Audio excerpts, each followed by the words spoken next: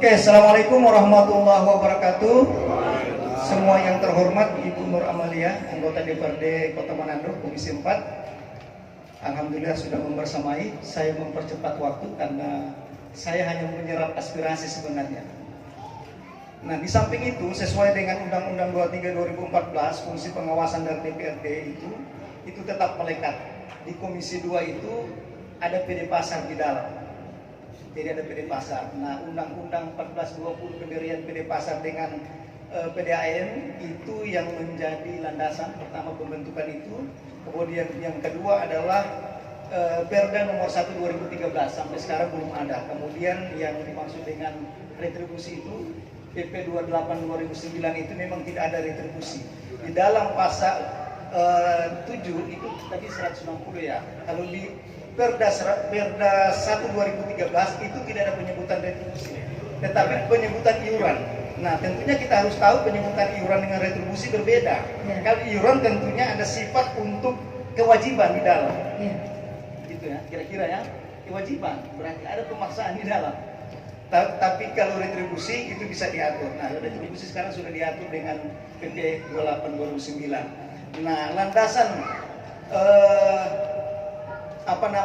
Perda 1 2013 itu adalah PP 112 2007. Sudah jauh landasannya, padahal sudah ada PP 54 tahun 2017 yang menjadi dasar. Nah, sebenarnya harus mengacu pada PP 54 2017 sekarang. Jadi yang tadinya PP 112 2007 itu yang menjadi landasan terbitnya Perda 1 2013. Jadi saya sebagai anggota DPRD berkewajiban menyampaikan kepada pemerintah untuk merevisi Perda 1 2013, kira-kira begitu, untuk penyesuaian dengan PP 54 2017. Untuk itu. Yang kedua, fungsi pengawasan kami memang melekat sekali. Karena kenapa harus ada pengawasan dari DPRD? Fungsi pengawasan untuk supaya PD Pasar itu meningkatkan profesionalitasnya, karena ada pengawasan. Yang kedua, transparansi, betul Pak Beri bilang. Harus ada pengawasan, harus ada transparansi dan akuntabel. Itu yang dimaksud kenapa harus ada pengawasan, supaya betul-betul.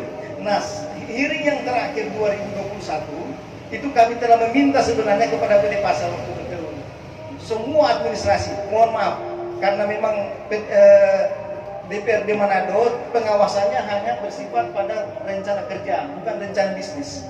Rencana bisnisnya dia akan disampaikan ke Pak Wali Kota. Sebenarnya di Perda 1 2013 PD Pasar itu harus memberikan laporan rencana bisnisnya ke Wali Kota dan tembusannya ke DPRD setiap 6 bulan. Tetapi sampai sekarang tidak ada tembusan surat masuk ke DPRD Kota Manado. Padahal itu bukan aspek untuk mencari salah. Kita sama-sama untuk memperbaiki sebenarnya. Itu ya fungsi DPRD. Ya, kemarin saya sudah minta data-data karena mohon maaf kalau kalkulasi biasa-biasa itu gampang sekali untuk menilai pendapatan dan pengeluaran sebenarnya, karena kan jelas ada yang bilang 1000 pedagang, ada yang bilang 1500 pedagang, gampang sekali menghitung sebenarnya. Nah, sementara sekarang PD Pasar manajemennya, kalau kita bicara revitalisasi, mohon maaf, ada revitalisasi masalah fisik sesuai dengan ada PP yang terbaru, Permendag, Peraturan Menteri Perdagangan nomor 21 2021 tentang pembangunan dan pengelolaan pasar, pengelolaan perdagangan, itu yang terbaru. Makanya harus mengacu pada situ. Nanti kalau kita lihat ada revitalisasi fisik, ada revitalisasi manajemen, ada revitalisasi sosial, dan ada revitalisasi ekonomi. Itu yang benar bilang tadi, dengan Pak Ferry bilang tadi. Itu sebenarnya harus direvitalisasi secara profesional dan transparan, akuntabel sebenarnya. 4 itu yang harus kita menjadi acuan.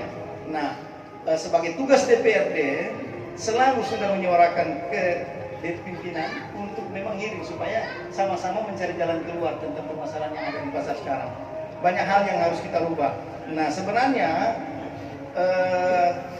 kita tidak masuk pada kondisi sekarang, tetapi secara global pengelolaan PD Pasar itu belum memakai sistem digital. Harus ada, karena meminimalisir masalah-masalah laporan pertanggungjawaban. Yang kedua, pendataan. Kalau ada ini semua, itu sangat mudah sebenarnya. Yang kedua, tidak ada transparansi dari PD Pasar. Sampai sekarang kalau mau tanya ke APSI berapa jumlah pasar, tahu berapa. Tanya ke itu berapa jumlah pasar, 1.500. Tidak ada yang akurat. Makanya saya meminta dengan tegas kepada dokter kirimkan data dan berapa iuran-iuran yang diminta. Karena yang dimaksud dengan pedagang itu pedagang yang ada kios sampai di pelataran Pak, bahkan sampai orang-orang yang memiliki transportasi penjualan itu masuk di iuran. 50 meter dari sana itu masuk. 50 meter dari lokasi pasar itu masuk iuran. Sebenarnya itu yang orang mau minta sebagai DPRD ke PD Pasar. Nah mungkin saja PD Pasar sementara berbenah. Ya kita akan tunggu saja apakah laporan sesuai dengan Perda 1 2013 ini akan memenuhi peraturan itu 6 bulan Pak. 6 bulan harus masukkan ke tembusan ke DPRD. Tentu harus ke Komisi 2 untuk kami telah bersama. Ya, memang di Perda itu tidak ada ketentuan untuk sanksi, tetapi laporan secara politik itu harus ada.